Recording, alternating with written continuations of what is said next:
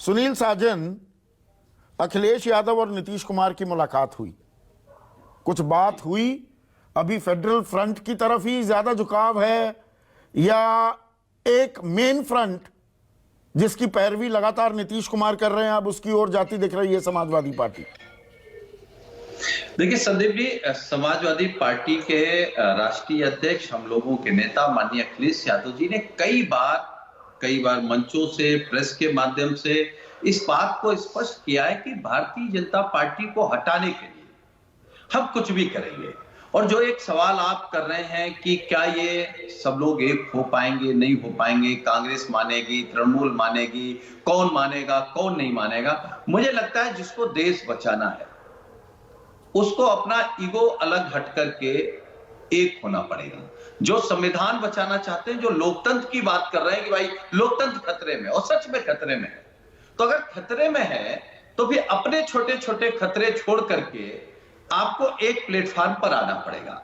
और इस बात को मैंने आपके कार्यक्रम में कई बार कहा, आदरणीय नीतीश कुमार जी जरूर जा रहे हैं, लेकिन इसकी असली भूमिका अगर किसी को निभानी पड़ेगी या निभानी चाहिए या उसकी जिम्मेदारी है तो वो कांग्रेस है।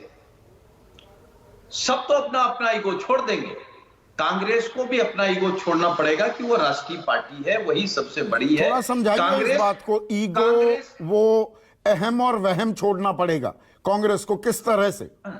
वो इसलिए कि किस तरह जो से? बात, हाँ, मैं आ रहा हूं संदीप जी। जैसे मैंने अभी आलोक जी को सुना, आलोक जी बड़े भाई हैं, बड़े नेता हैं, और उनकी नाराजगी जिस तरीके से टीएमसी से दिखी, आम आदमी से दिखी, वो नाराजगी ये बताती है कि कांग्रेस शायद अभी हकीकत को नहीं समझ पा रही है। भाई समाजवादी पार्टी लगातार इस बात को कह रही है, हालांकि जो बात हम लोग लगातार कहते आए हैं जाति जनगणना पर, अब कांग्रेस के नेता राहुल गांधी जी ने भी जाति जनगणना की बात कर दी है, तो हम सब लोग उस बात का स्वागत करते हैं। और जो बात निकल के आई कि कांग्रेस को भी अपनी नीतियों को स्पष्ट करना पड़ेगा, तो ये स्पष्टता के लिए मुलाकात जरूरी होती है ना।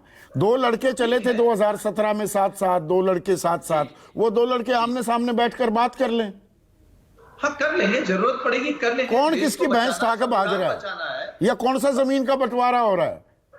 कोई बंटवारा नहीं, बंटवारा कुछ नहीं है, देश बचाने की बात है। किसकी सीटें ज्यादा आएंगी, किसकी कम आएंगी, हम समाजवादी लोग चाहते हैं, और आदरणीय केसी त्यागी जी हैं, हम सब लोगों से ज्यादा अनुभवी हैं, पूरा कई प्रधानमंत्रियों को देखा है, भारत की राजनीति को कई बार बदलते और बनते देखा है। मैं उनकी बातों से हमेशा मैं सहमत रहता हूं कि भाई कांग्रेस की बात मैं संदीप जी इसलिए कह रहा हूं क्योंकि कांग्रेस को ये स्वीकार करना पड़ेगा कि उत्तर प्रदेश में वो कमजोर है। कमजोर क्या, उत्तर प्रदेश में गौण हो चुकी है, 2.25% वोट बैंक आया 2022 के विधानसभा चुनाव में।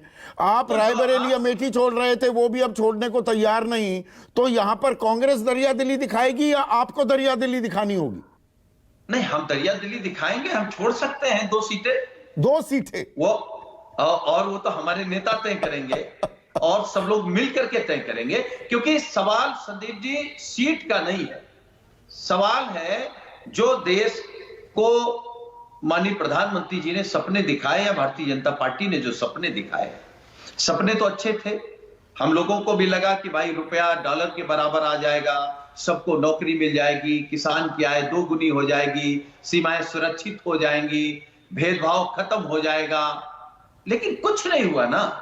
तो केवल गुमराह किया गया, नफरत की राजनीति की गई, बंटवारे की राजनीति की गई। अगर पूर्व गवर्नर कोई बात कह रहा है तो आप सीबीआई भेज देंगे, कोई पत्रकार सच्ची बात लिख दे तो आप एफआईआर करके जेल भेज देंगे। आप कोई बात तो अगर ये मुद्दे उठाने हैं उसके लिए पूरे विपक्ष को एक साथ आना पड़ेगा ना, या सब अपनी अपनी लड़ाई लड़ेंगे?